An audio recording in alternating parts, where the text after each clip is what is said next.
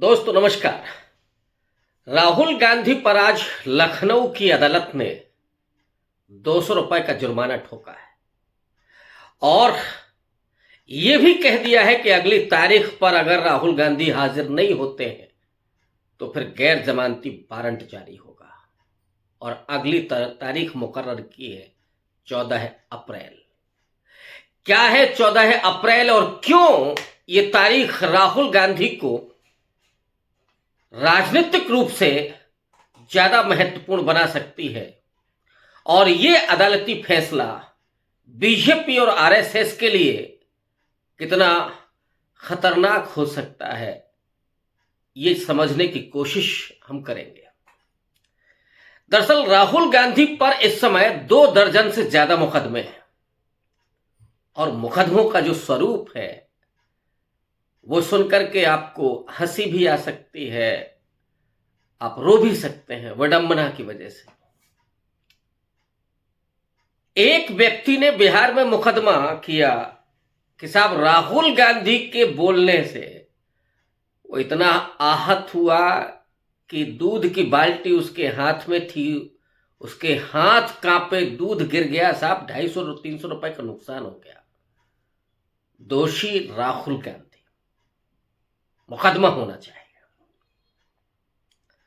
अब इसके क्या क्या परिणाम हो सकते हैं अगर इस तरह से भावनाएं आहत हों, किसी का दूध गिर जाए और वो जाकर के, और मुझे तो लगता है कि अगर एक मुकदमा हो सकता है इस आधार पर तो देश के बीजेपी आरएसएस के इतने समर्थक तो होंगे ही जो हर आदमी अगर कह दे कि हमारे 250 रुपए का नुकसान हुआ तो कितने मुकदमे हो सकते हैं। अरे मजाक है, न्याय व्यवस्था का मजाक बनाया जा रहा है।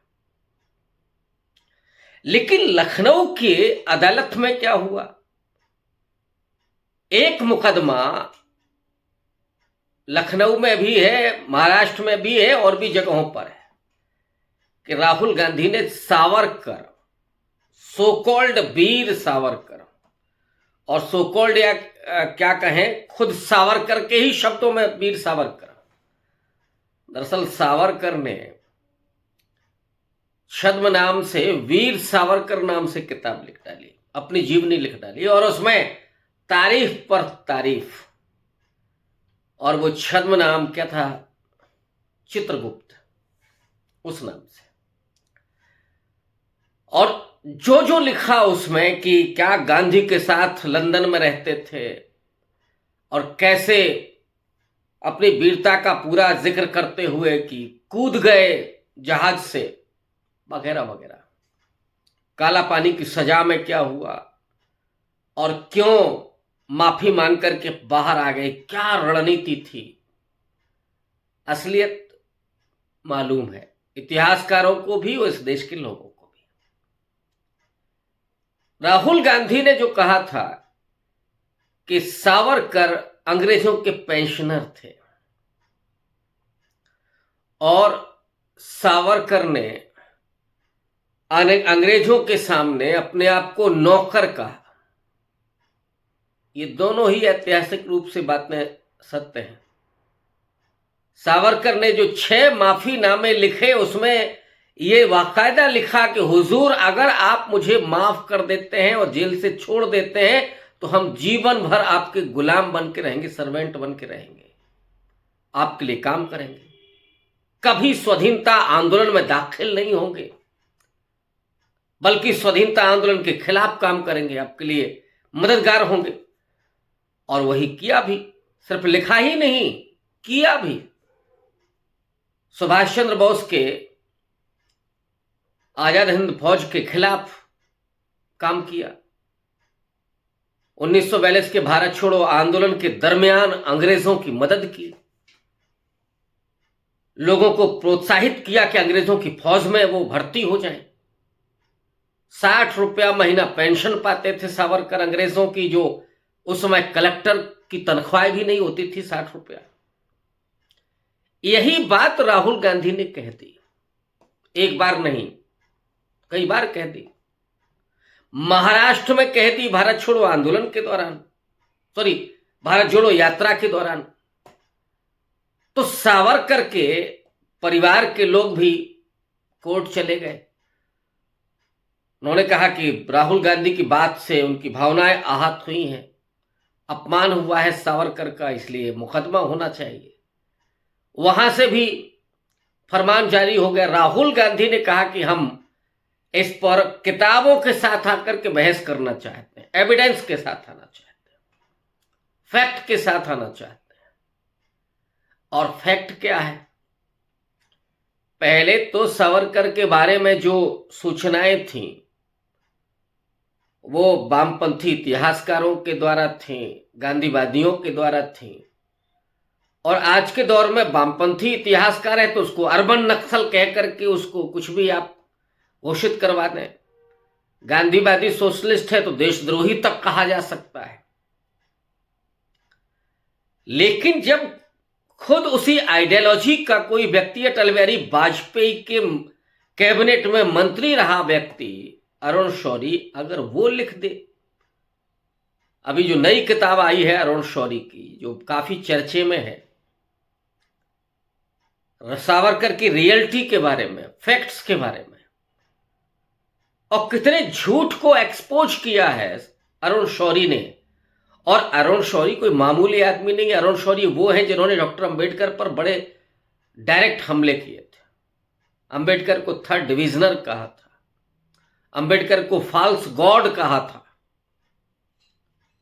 वही अरुण शौरी है जिन्होंने सावरकर के उस वीरत्व पर पूरे तरीके से सवाल ही खड़े नहीं किए, बल्कि उसको एक्सपोज किया कि असल में क्या था।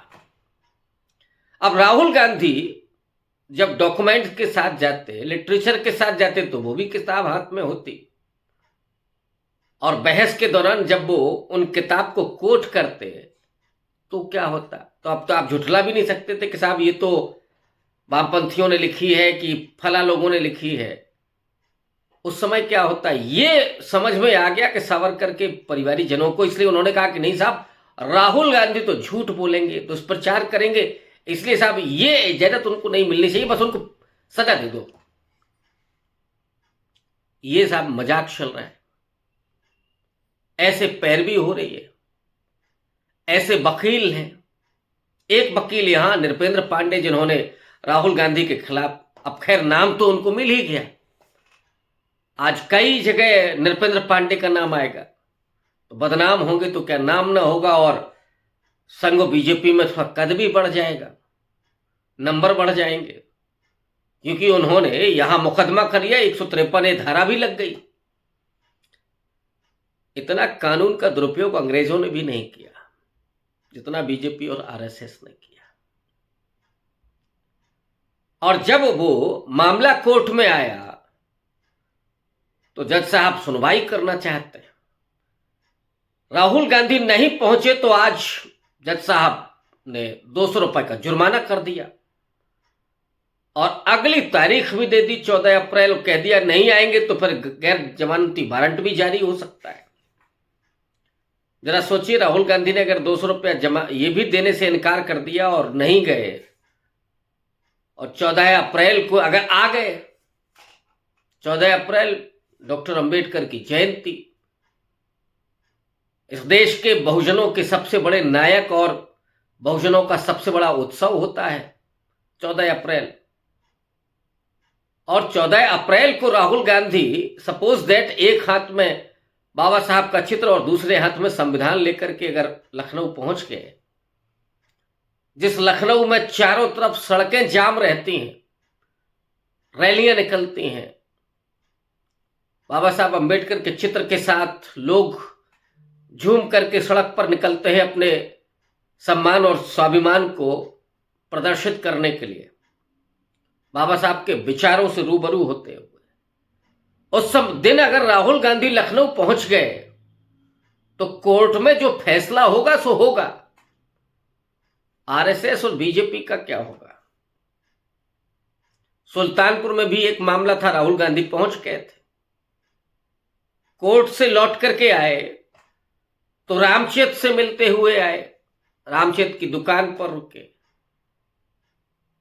चप्पल सी करके वो दर्द को महसूस किया, फिर रामचेत को घर बुलाया, पहले रामचेत को मशीन भिजवाई, रामचेत के जूते को ब्रांड बनाने के लिए कहा, बच्चों की पढ़ाई के लिए किया, पैसा दिया, फिर पूरे परिवार को घर बुलाया, भोजन करवाया।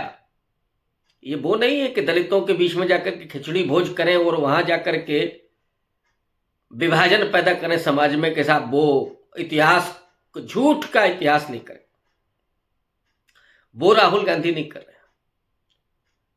राहुल गांधी ने रामचेत को आज एक ब्रांड बना करके और पूरे सम्मान के साथ, वो न सिर्फ उनके जूते को ब्रांड बनाना चाहते हैं, उनके हुनर का सम्मान भी करना चाहते हैं, पूरे परिवार के साथ मिलाया। ये राहुल गांधी है जो आज सामाजिक न्याय पार्ट 2, सामाजिक न्याय 2.0 जिसको कह सकते हैं, उसके बड़े नायक के तौर पर सामने है। और उस लखनऊ में जब वो आएंगे कि जहां पर दलित राजनीति अपने उतार की तरफ है, पतन की ओर है, मायावती के लगातार जो फैसले हो रहे हैं आकाश आनंद को लेकर के, आनंद कुमार को लेकर के, उन फैसलों से दलितों के भीतर वैसे ही नाराजगी, बेचैनी और निराशा है। और राहुल गांधी लगातार उन मुद्दों पर, चाहे वो आरक्षण को बढ़ाने का मुद्दा हो, कास्ट सेंसस का मुद्दा हो, दलितों के सम्मान स्वाभिमान का सवाल हो, निजी क्षेत्र में आरक्षण की बात हो, और सत्ता में भागीदारी का मामला हो, प्रतिनिधित्व का मामला हो, ये तमाम मुद्दों को लेकर के जो राहुल गांधी लगातार दलितों, आदिवासियों के बीच में जाकर के, पिछड़ों के बीच में जाकर के जो कमिटमेंट कर रहे हैं, जो अपना सीधा इरादा जाहिर कर रहे हैं, वो राहुल गांधी अगर उस दिन लखनऊ पहुंचते हैं और बाबा साहब की जयंती में शामिल होकर के कोर्ट जाते हैं, तो उत्तर प्रदेश में दलितों को कितना प्रभावित वो करेंगे, बहुजनों के साथ कितना अपने आप को कनेक्ट करेंगे।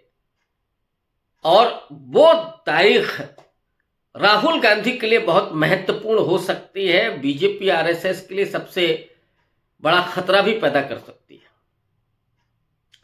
इसलिए ये जो फैसला है और ये जो फरमान है कि साहब गैर जमानती वारंट जारी होगा, कहीं ये राहुल गांधी और कांग्रेस पार्टी के लिए उत्तर प्रदेश में कमबैक साबित ना हो जाए।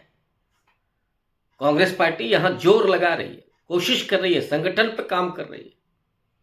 2025 राहुल गांधी ने कांग्रेस के संगठन का साल बना दिया है, लगातार संगठन पर काम कर रहे हैं और संगठन भी उसी हिसाब से जो वो बात कर रहे हैं कि सबकी भागीदारी सुनिश्चित हो, दलित पिछड़ों को अपने आबादी के अनुसार जगह मिले, इस पर लगातार काम कर रहे हैं। तो ऐसे में वो 14 अप्रैल की तारीख और लखनऊ का मुकदमा और सावरकर के माफीनामे की बात, नौकर होने की बात और पेंशन की बात, ये तो साबित होनी ही है, इसमें तो कुछ है ही नहीं। लेकिन ये उत्तर प्रदेश में राहुल गांधी की उपस्थिति बहुजन राजनीति को बहुत प्रभाव डाल सकती है और कांग्रेस पार्टी को पुनर्जीवित कर सकती है। फैसला राहुल गांधी को करना है कि वो उस दिन आते हैं या जेल जाने के लिए ताल ठोकते हैं। शुक्रिया, धन्यवाद।